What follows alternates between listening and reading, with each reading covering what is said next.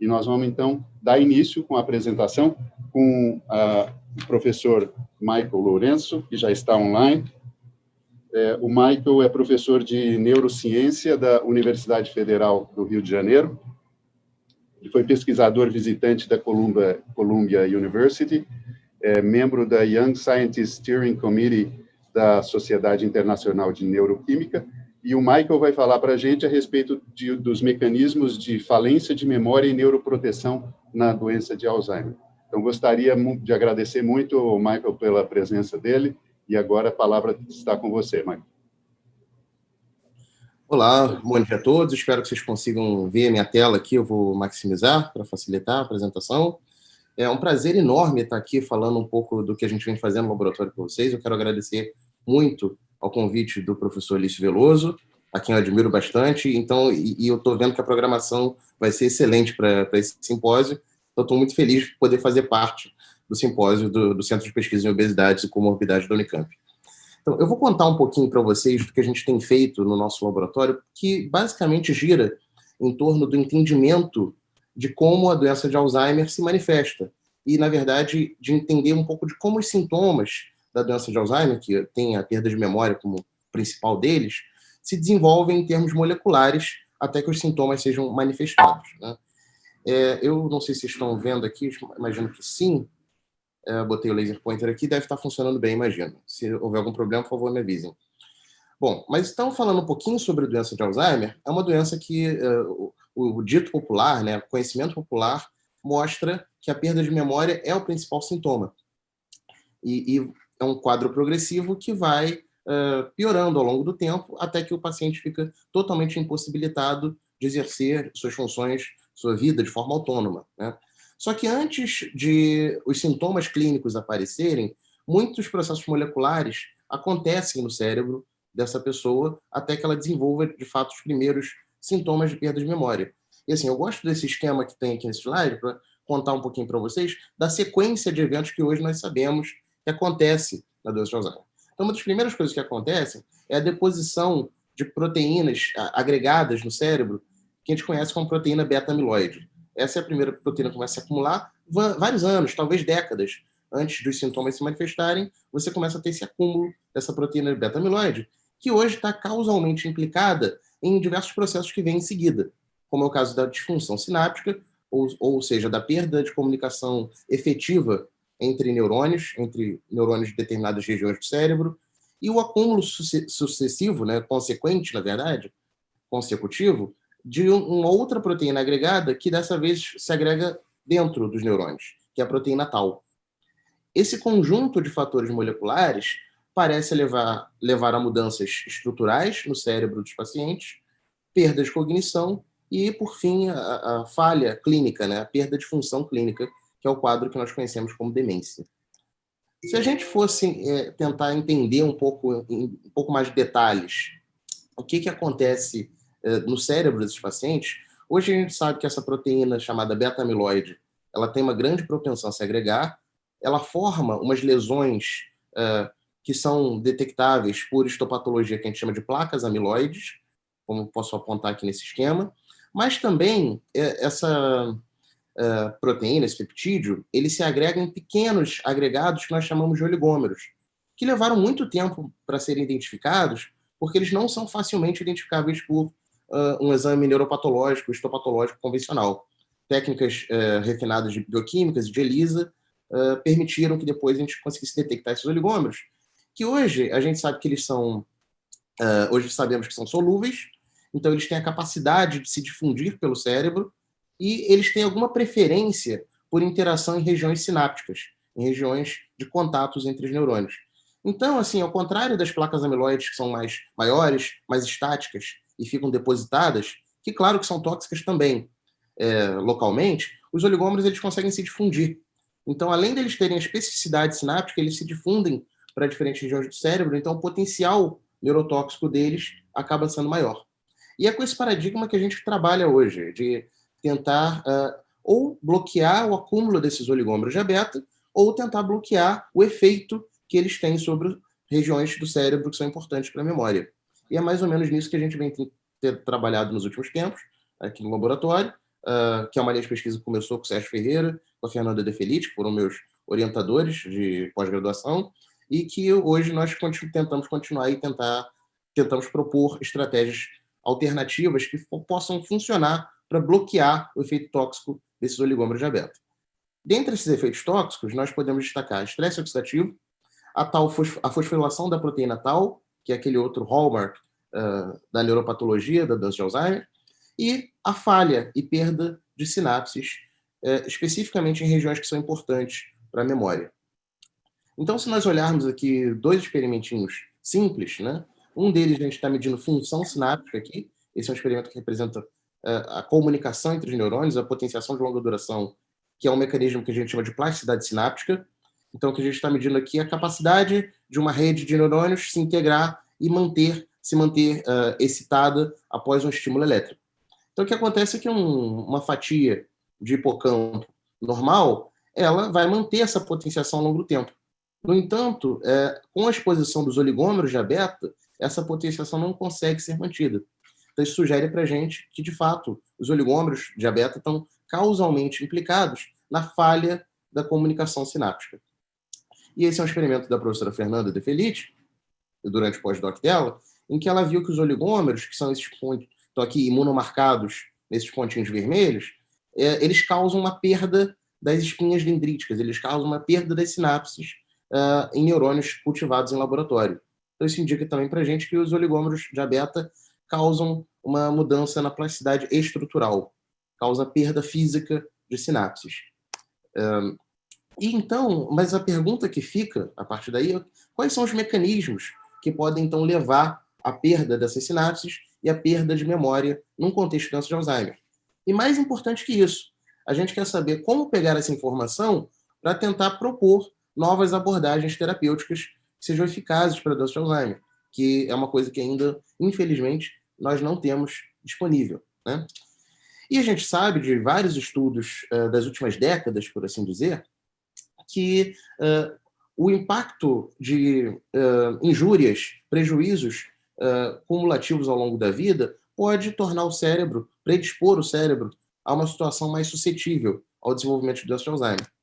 Eu quero chamar a atenção de vocês aqui que, dentre vários fatores, inflamação, processos inflamatórios crônicos e alterações metabólicas, como é o caso da resistência à insulina e do diabetes tipo 2, aumentam consideravelmente a chance de um paciente desenvolver doença de Alzheimer. E já existem, claro, estudos, desde o estudo de Roterdã, na verdade, na década de 90, já existem evidências que conectam claramente esse risco aumentado para a doença de Alzheimer em pessoas que têm diabetes tipo 2 ao longo da vida. Além disso, né, evidências mais recentes, aí da última década, sugerem que o cérebro passa, naquele momento em que ele está desenvolvendo os processos neuropatológicos que vão culminar nos sintomas da doença, o cérebro desenvolve um quadro semelhante à resistência à insulina. Então, aquele quadro semelhante que acontece no músculo, no fígado, no caso de diabetes tipo 2, de insensibilidade à ação da insulina, também parece acontecer no cérebro de pacientes com doença de Alzheimer. A diferença aqui é o órgão, que é o cérebro, nesse caso, e também que talvez como dizer, para o cérebro não seja, a função da insulina não seja principalmente facilitar a captação de glicose, mas seja manter as sinapses funcionando de forma adequada. E aí, nós, alguns anos atrás, descrevemos uma via molecular que é iniciada por esses oligômeros de beta que eu acabei de mencionar para vocês, que leva a um processo pró-inflamatório, dependente da citocina TNF-alfa, e, por sua vez, esse processo leva a 2 caminhos intracelulares, por assim dizer, em neurônios. Um deles é, de fato, a insensibilidade à ação da insulina, ou algo que a gente chamaria de um tipo de resistência à insulina, e o outro é o bloqueio da síntese de novas proteínas, a inibição da síntese de novas proteínas. Em conjunto, esses fatores devem contribuir para perdas sinápticas, e também, principalmente, para perda de memória.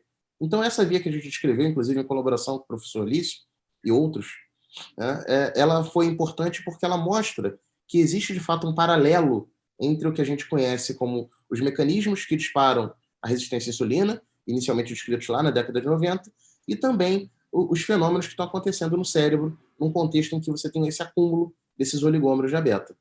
Se isso é verdade, de fato, talvez utilizar medicamentos, fármacos, que são aprovados para uso, para tratamento do diabetes tipo 2, talvez sejam efetivos, de alguma forma, para combater a perda de memória, e foi isso que o nosso grupo fez há um tempo atrás.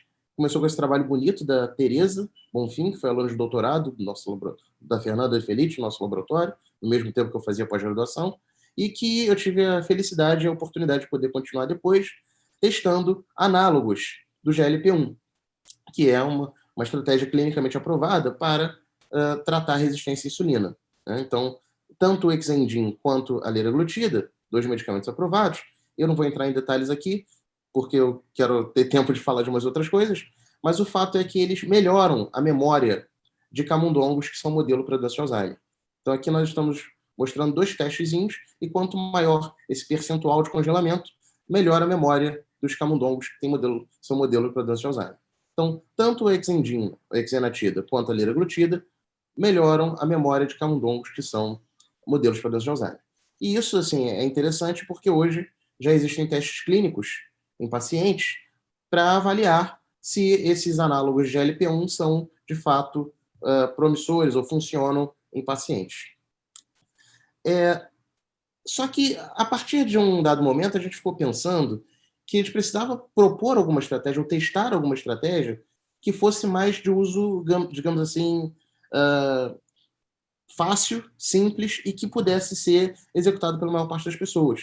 Começamos a pensar em abordagens não farmacológicas e começamos a nos interessar por exercício físico, que é uma atividade que, embora nem todo mundo faça como deveria, é uma atividade simples, praticamente não tem contraindicação, é bom por uma série de motivos e pouco ainda se sabe, para ser sincero, o que o exercício físico pode fazer num contexto de doença de Alzheimer.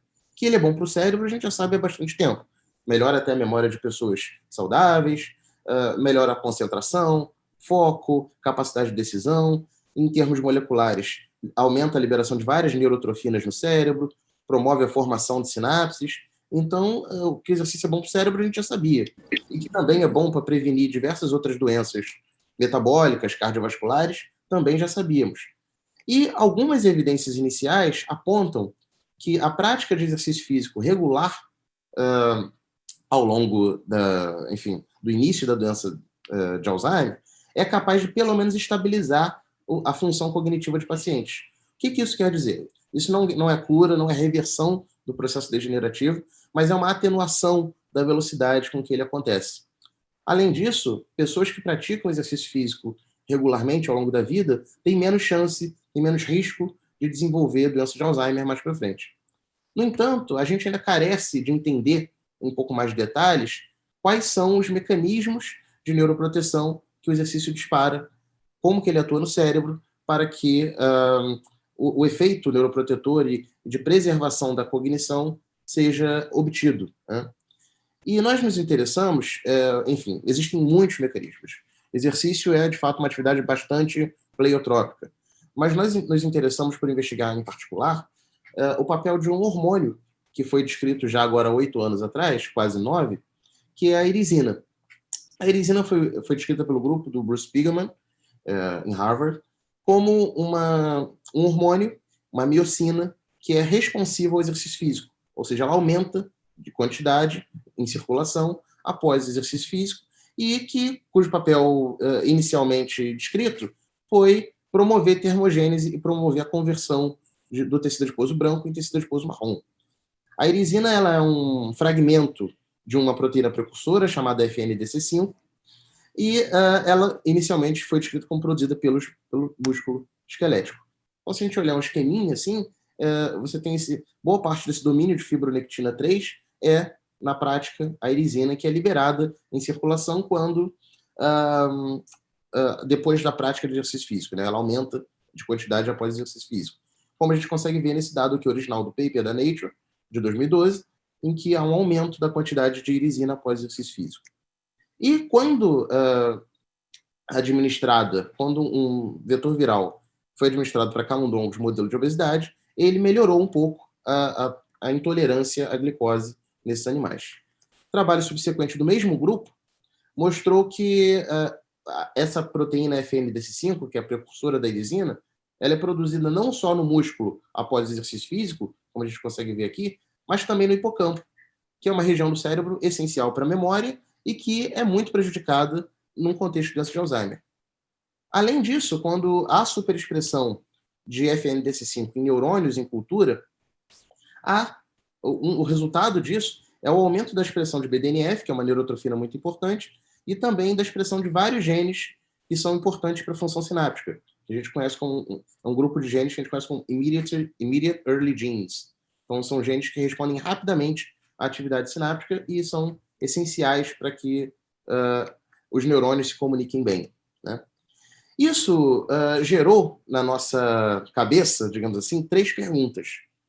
Qual seria a participação da irisina no contexto de doença de Alzheimer? E será que a irisina per se, enquanto molécula induzida pelo exercício físico, poderia também participar dos efeitos neuroprotetores do exercício? Então, a primeira coisa que nós fomos perguntar era se existiria alguma alteração da quantidade de irisina num contexto de doença de Alzheimer no cérebro, né? E o que nós observamos, em colaboração com o Joe Absambra, que era da University of Kentucky, é que existe uma diminuição da quantidade de irisina no cérebro, no hipocampo, de pacientes que estão em estágios mais avançados da doença de Alzheimer, embora nenhuma alteração clara aconteça no início da doença. E em colaboração com clínicos aqui no Rio, com o Instituto DOR, de Pesquisa e Ensino, nós tivemos acesso a amostras de plasma e de líquor de pacientes com doença de Alzheimer, controles ou com outras formas de comprometimento cognitivo, e nós não observamos nenhuma diferença na quantidade circulante de irisina no sangue, no plasma. No entanto, quando nós olhamos para o líquor, para o CSF, nós observamos que, embora pacientes que tenham comprometimento cognitivo leve não tenham uma diferença clara em relação aos controles, os níveis de irisina no líquor de pacientes com doença de Alzheimer ou com uma outra forma de demência chamada demência corpus de Lewy estavam reduzidos. Então, isso indica 2 coisas para a gente. Primeiro, parece existir uma certa especificidade para a redução de irisina no sistema nervoso central, em detrimento ou em oposição aos tecidos periféricos, que é o sangue, pelo menos, e não parece ser uma coisa específica da doença de Alzheimer. Uma outra forma de demência, um pouco diferente, também tem essa redução de irisina. E um follow-up de um trabalho que nós publicamos esse ano, na Alzheimer's and Dementia, mostrou que existe uma correlação dos níveis de irisina no líquor com um índice de memória. Então, quanto menos irisina no líquor, pior a memória do paciente, em termos correlativos, claro. E também existe uma correlação com os níveis de A-beta-42, daquele peptídeo que se agrega no cérebro do paciente. Então, isso sugere para a gente que existe uma correlação entre os níveis de irisina no líquor e a memória e a patologia amiloide, por assim dizer. Então, esses são resultados novos e que a gente está querendo investigar em mais detalhes como isso acontece, né?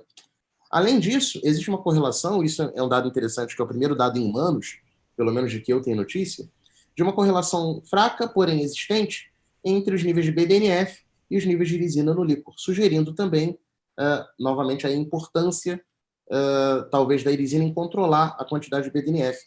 Obviamente, para razões causais, a gente tem que investigar isso um pouco melhor em humanos. Bom, como a gente já sabe também, os oligômeros de A-beta são neurotoxinas, como eu acabei de mostrar para vocês. Então, será que os oligômeros de A-beta, de alguma forma, poderiam causalmente estar implicados nessa redução da irisina? Nós observamos que em camundongos, pelo menos sim. Então, animais que receberam injeções intracérebroventriculares de oligômeros de A-beta tiveram menor quantidade de irisina no hipocampo. Ok, mas será que essa redução de irisina, então, que acontece tanto em modelos animais quanto em pacientes, ela é relevante, de alguma forma, para a memória? Então, para responder essa pergunta, nós utilizamos uma estratégia de silenciamento por vetor viral, utilizando vetores lentivirais para diminuir a expressão cerebral de irisina.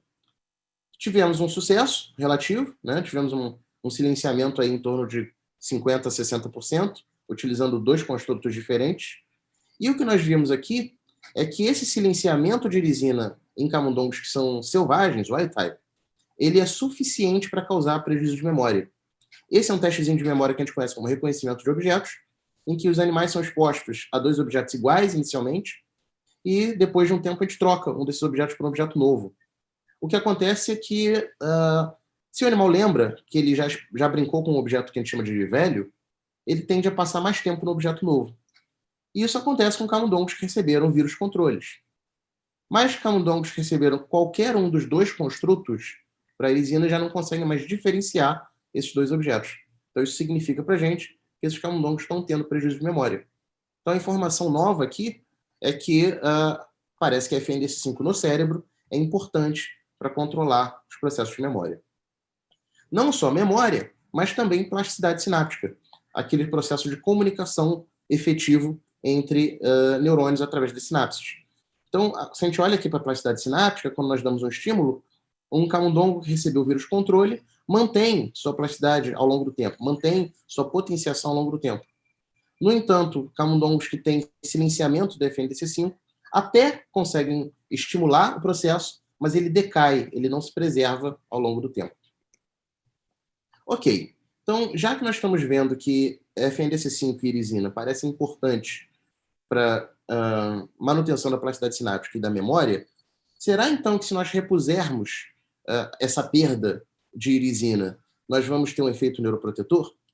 Foi o que nós vamos fazer em seguida, e eu só vou mostrar alguns resultadinhos aqui em função do tempo, mas fizemos diferentes abordagens para confirmar a mesma coisa, mas utilizamos esse mesmo experimento, utilizando fatias de hipocampo, nós observamos que já sabíamos há muito tempo que oligômeros de beta prejuizam a potenciação de longa duração, como vocês conseguem ver aqui esse traçado vermelho em comparação ao azul escuro aqui atrás. Mas, quando a gente coloca erisina recombinante nessas fatias, nós vemos uma completa preservação da plasticidade sináptica nesses hipocampos. E isso também é verdade para a memória. Usando esse mesmo testezinho que eu comentei com vocês, nós vemos que animais injetados com oligômeros de beta não conseguem diferenciar um objeto que ele já conhecia de um novo. Já a maioria dos animais que recebeu irisina passa a diferenciar esses objetos. Fizemos outros testes também e testamos em outros modelos também. Então, só para mostrar mais um resultadinho dos minutos que me restam aqui, aqui nós utilizamos um modelo transgênico para doença de Alzheimer, que é conhecido como APP-PS1 delta E9, e administramos um vetor adenoviral para superexpressar FNDC5 no cérebro. E vimos a mesma coisa que já sabíamos, que esses animais transgênicos que recebem vírus controle, GFP, têm prejuízo de plasticidade sináptica, comparados com os selvagens, mas quando a gente superexpressa FNDC5, que é o traçado rosa, nós vemos uma preservação da plasticidade sináptica. Então, isso também é verdade para teste de memória com esse modelo transgênico. Esse é um outro teste, que eu não vou entrar em detalhes, mas o animal com a pior memória, ele comete mais erros. E o que a gente consegue ver aqui ao longo do tempo é que o transgênico controle, de fato, comete mais erros que os demais. O transgênico que recebe superexpressão de FNDC5 se comporta basicamente como um animal selvagem. Então, esse conjunto de resultados aqui sugere que a irisina tem um efeito neuroprotetor importante. Mas e o exercício, né? Porque já que é uma molécula derivada ou aumentada após o exercício físico, será que o exercício per se poderia fazer alguma coisa? Então foi o que nós fomos fazer, submetendo animais a um protocolo crônico de exercício forçado durante 5 semanas, natação durante 5 semanas, 5 dias da semana, 1 hora por dia. E o que a gente vê é que esse protocolo é suficiente para aumentar a quantidade de irisina no cérebro, no hipocampo de camundongos, ou seja, reverter essa perda que os oligômeros de beta causam, e também é suficiente para reverter a perda de memória induzida por oligômeros. Então, a pergunta final, por assim dizer, é: será que a irisina, então, medeia os efeitos do exercício físico? Porque até agora eu estou mostrando coisas correlativas para vocês, né? A irisina protege e o exercício também protege. Mas será que esses fenômenos estão ligados? Então, nós fizemos 2 experimentos, rapidamente, que eu vou mostrar para vocês. Um foi fazer a administração periférica do vetor para superexpressar FND5 de forma periférica e mimetizar aquela irisina que viria do músculo. Quando nós fizemos isso, nós obtivemos um bom resultado no sentido de expressão de lisina e vemos também que essa administração periférica de FNDC5 também recuperou a memória dos camundongos. Ou seja, aqui eles receberam oligômeros e conseguem diferenciar o objeto do novo, ao contrário dos que receberam oligômeros e vetores controle, que eles diferenciam muito pouco o objeto que eles já conhecem do objeto novo. Além disso, essa administração periférica foi suficiente para aumentar, pelo menos um pouco, a quantidade de lisina no hipocampo desses camundongos. Então, isso sugere para a gente, mimeticamente falando, que a erisina que vem da periferia, que vem da circulação, também consegue proteger os camundongos contra a perda de memória. E, por fim, fizemos um experimento complicadinho, porém importante para reforçar esse efeito, que foi submeter os animais ao mesmo protocolo de exercício físico e fazer uma injeção intraperitoneal de um anticorpo para bloquear a ação da erisina. Quando nós fizemos isso, e aqui tem muitas barras, mas eu vou focar nas importantes, os animais exercitados, como a gente já sabia, a maioria deles consegue diferenciar o objeto novo do velho. No entanto, animais que receberam a injeção de anticorpo durante o protocolo de exercício não conseguem diferenciar o objeto velho do novo, sugerindo aí que o exercício, através da erisina, o exercício consegue ser neuroprotetor. É claro que eu não estou falando, nem sugerindo que é um efeito exclusivo, o exercício faz um monte de coisas diferentes, como eu já comentei com vocês, mas parece que a erisina deve ser um desses mediadores.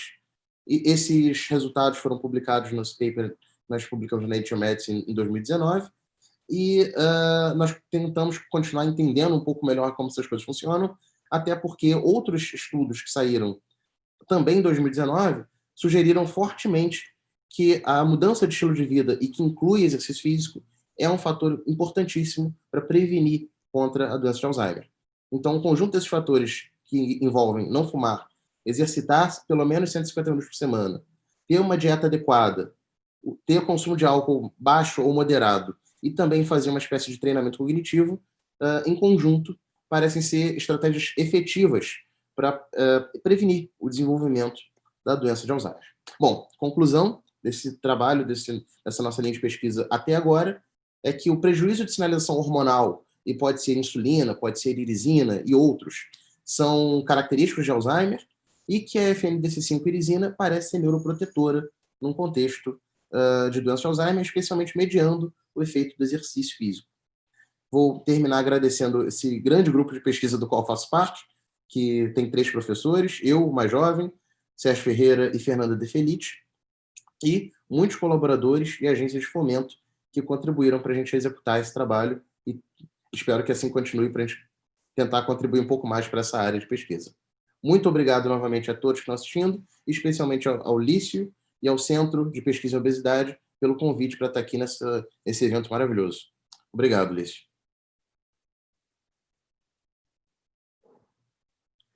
Lício, acho que você está mutado.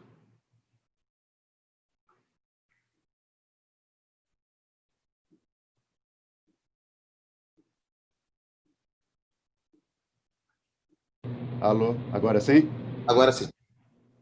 Muito obrigado pela excelente palestra, Michael. Antes de passar para algumas perguntas, eu tenho um anúncio para fazer que a Google e o YouTube estão passando por algum problema no mundo inteiro. Então, o canal do YouTube, onde nós estamos transmitindo, está tendo alguma instabilidade e nós estamos migrando para o Facebook. Então, o Facebook, por enquanto, é o do Fernando, que é o nosso assistente de áudio e vídeo, é Fernando Ramo. Fernando. Mas a gente pode, as pessoas conseguem pelo link do OCRC do evento, já tem o link. Tá bom. Nós já estamos, então, com um link no ocrc.org.br para passar para o Facebook. Tá? E assim que corrigir o problema do YouTube, a gente volta também para o YouTube. Daí nós vamos ficar, então, tanto no Facebook como no YouTube, exceto para as pessoas que estão aqui dentro dessa sala do Zoom, que são as pessoas que estão se preparando para apresentar as suas palestras. Muito bem, Michael, eu tenho uma primeira pergunta. Quando o grupo do Spiegelman identificou a irisina em 2013, 2012, 2013, Nos anos subsequentes, vários grupos relataram problemas para detecção sistêmica circulante da irisina, e isso gradativamente veio sendo resolvido. Eu queria que você fizesse alguns comentários, quer dizer, seria uma pergunta um pouco mais técnica. O que você considera hoje o método ideal para detectar a irisina e como que vocês fizeram para detectar a irisina no líquido cérebro-espinhal? Olha, Lício, obrigado pela pergunta, é bem pertinente. De fato, houve muitas polêmicas acerca do que é a irisina, não só da natureza, de se existir em humanos, e também se os anticorpos utilizados eles eram suficientes, né, ou específicos para a detecção de irisina, e isso foi sendo resolvido ao longo do tempo, como você comentou, e a partir do momento em que nós passamos a detectar a irisina de forma, digamos, confiável, nós fizemos o seguinte. Primeiro, nós testamos os anticorpos que nós utilizamos, fazendo imunoprecipitação e mandando amostras para a espectrometria de massa para identificar a natureza daquilo que estava sendo reconhecido, né? Então, e também através de separação por eletroforese e espectrometria de massa. Então, nós vimos que tanto os anticorpos que nós estamos usando para o Western blot quanto para a ELISA, que foi o que nós utilizamos para detectar no líquor, né, eles reconhecem especificamente a irisina. Então, isso deu uma confiança adicional para a gente de que a gente estava detectando a coisa correta, a coisa certa. Né? Então, foi basicamente essa caracterização que nós fizemos, que está, inclusive, parte dela está numa figura suplementar do paper que nós publicamos no ano passado. O segundo aspecto que eu acho que é importante, no início, a produção muscular da irisina era considerada aquela predominante, foi exatamente o que foi descrito nos artigos originais, é atividade física, contração muscular, produção de irisina, mas agora vocês mostraram que isso ocorre no sistema nervoso central. Vocês têm ideia de como são as conexões periféricas para o sistema nervoso central que participam da regulação da expressão central da irisina? Ou esse é um mecanismo autônomo? Quer dizer, o cérebro tem mecanismos intrínsecos próprios capazes de regular a expressão de irisina? Em termos de exercício físico, o cérebro ele é capaz de autonomamente perceber a ocorrência ou a prática de exercício físico. Então, esse é um ponto que pode ser importante para a regulação autônoma da irisina também. A gente já sabia, assim, o paper de clonagem e caracterização do gene da FNS5 já tinha mostrado que ele era expresso um pouco no cérebro também. E nós fizemos isso também e achamos até uma expressão maior até do que, olhando especificamente para o hipocampo, que é essa região importante para a memória, nós achamos uma expressão maior até do que se você olha um cérebro como um todo. Então, parece que a expressão dele é favorecida, de alguma forma, no hipocampo. Mas a gente não tem dados ainda robustos sobre isso, é uma coisa que a gente quer estudar, inclusive. Outras miocinas e outras moléculas produzidas pelo tecido muscular podem estar sinalizando para o cérebro a necessidade de expressão de irisina também. Como isso acontece, a gente não sabe em detalhes. E a outra coisa que nós sabemos é que não parece ser uma difusão livre entre a irisina circulante no plasma e a irisina que está no líquor, por exemplo. Existe uma diferença de concentração muito grande entre elas, de forma que a irisina do líquor é mais ou menos 10% do conteúdo da irisina plasmática. Então, não deve ser uma coisa que transita livremente. Mas a gente está tentando estudar melhor para ver como que e também como é a passagem, né, da irisina periférica para o cérebro, uma vez que a gente teve esse resultado de que a superexpressão periférica é suficiente para causar neuroproteção. Então, a gente quer entender isso um pouquinho melhor ainda. São os próximos passos, eu diria. Perfeito. A maior parte dos estudos clínicos com doença de Alzheimer são frustrantes, você sabe disso. Várias coisas foram tentadas ao longo dos anos e os resultados são sempre muito abaixo daquilo que a gente gostaria que fosse. Entretanto, os estudos clínicos com atividade física, estudos clínicos que acompanharam pessoas que desenvolvem regularmente atividade física, parecem está entre os mais robustos no que se diz respeito à prevenção de desenvolvimento de Alzheimer. Então, a pergunta é, o modelo que vocês usam, em que vocês conseguem reverter o padrão de memória dos animais, você consideraria esse modelo animal mais representativo de um aspecto terapêutico ou de um aspecto preventivo? Essa é uma ótima pergunta, Lício. Respondendo de forma breve, acho que mais de um modelo preventivo do que terapêutico, embora alguns dos animais, esse modelo transgênico que eu mostrei, ele já tem patologia estabelecida, ele tem placas amiloides, enfim, ele tem várias das características que um paciente clinicamente sintomático tem também. Mas ainda assim, e considerada essa dificuldade de translação, né, translational, uma barreira translacional, por assim dizer, eu acho que nós estamos mais para o lado da prevenção do que o tratamento de fato. Isso não impede, claro, que a gente estude e investigue se a erisina de fato tem um potencial terapêutico. Acredito eu que sozinha talvez ela não tenha, mas em combinação com outros mecanismos, e pelo menos estudando o Alzheimer por algum tempo, eu acredito que não vai se achar uma única terapia. Você vai precisar de um conjunto de fatores para controlar o declínio cognitivo do paciente. Então, eu acho que é nisso que a gente quer contribuir o nosso tijolinho, assim, de tentar propor alguma coisa que seja um integrante de um eventual coquetel para o tratamento. Muito bom. Então, Michael, muito obrigado pela sua participação, foi excelente. Nós estamos aqui agora trabalhando para acertar as nossas linhas de transmissão. O Facebook está funcionando, certo? Então, o Facebook está funcionando e a gente está esperando o YouTube voltar para funcionamento e aí a gente deve transmitir nos dois simultaneamente. Michael, você como participante do evento, você tem liberdade para ficar dentro dessa sala por quanto tempo você quiser, pode voltar nessa sala amanhã também, tá? Então, é um prazer ter você aqui. E se você quiser também, assim que as conexões todas estiverem adequadas, assistir ou pelo YouTube ou pelo Facebook, também você está convidado. Então, muito obrigado pela sua participação. Novamente, muito obrigado pela participação. Espero poder visitá-los, quando possível, pessoalmente aí em Campinas. Exatamente.